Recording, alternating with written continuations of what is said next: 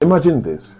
You've planned the perfect vacation, booked non-refundable tickets, booked your dream hotel, and scheduled your tours. But at the airport, the agent says you cannot board. Your passport, your golden ticket, just became the reason your trip is over before it even started.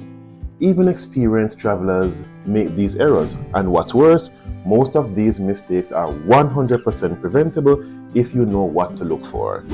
Your passport is the single most important travel document that you own, yet every year, thousands of travelers lose money, miss weddings, get stranded abroad because of simple oversights. In today's video, we cover the 7 most common passport mistakes with real-life examples and actionable steps so you can avoid expensive headaches and travel with confidence. So stay tuned.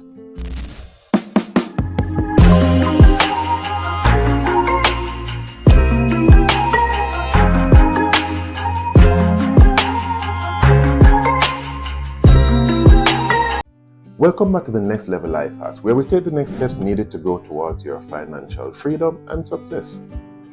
Now, the number one mistake that travelers make with their passport is the 6-month validity rule.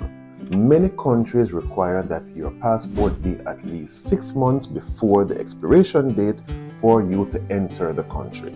Therefore, scrutiny is essential in terms of the expiration date of your passport to make sure that there is a clear 6-month period after the date that you are making your return leg.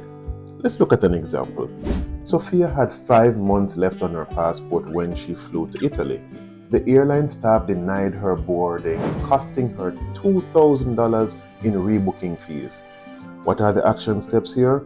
Renew your passport if it is that it is expiring within 6 months to 9 months, just to be on the safe side.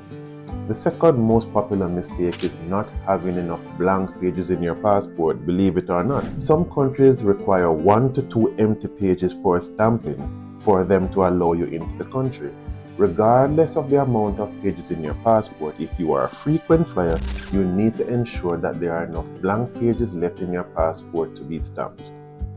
Let's look at an example. Dave, a frequent flyer, was refused entry into South Africa for having less than a blank page in his passport, forcing an expensive rebooking. Check your passport pages before travel and renew your passport if you have limited pages left. The third mistake is traveling with a damaged passport. Water damage, torn pages, or a frayed cover can get your passport rejected. Use a waterproof sleeve. Replace damaged passports immediately so that you can avoid this mistake. Your fourth mistake is forgetting to update your name or personal information. If you have changed name recently, like through marriage or divorce or other personal information, you must update your passport in order to prevent any delays at the airport while boarding your flight. Update your passport as soon as your name changes and carry the supporting documents with you in case you need to travel before you get back your new passport with the updated personal information. Mistake number 5 is losing track of processing times. Now, renewal of passports can take anywhere from 8 to 11 weeks. With a regular process, longer periods can occur during busy travel seasons. Many travelers get caught off guard when they do not get back their passport in time. One recommendation is to always choose the expedited process because you never know when you might need to travel at a short notice. For example, if your international travel is within 2 to 3 weeks, you can actually request an urgent or expedited passport. Another example is life or death emergencies within 72 hours. If you need to travel within 3 business days due to the death or imminent death of a family member, and this would include parent, child, spouse, siblings, or grandparents, you may qualify for what is known as an emergency passport service. This requires evidence though, so you could present a death certificate, hospital letter, or mortuary documentation plus proof of your travel, like your itinerary or your flight ticket, and you could be processed faster. Now, if your travel plans are within 14 days or you need a visa within 28 days and your passport is not ready, you can make what is known as an emergency appointment at a passport agency.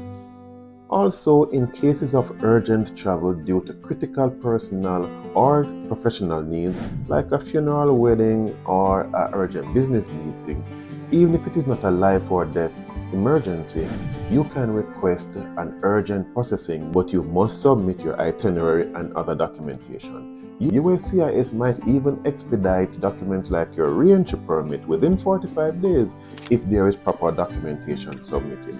Point number 6 is for getting visa requirements. Some destinations require a visa before entering, even if your passport is valid. Now, this occurs frequently to persons who have connecting flights or they are doing cruises.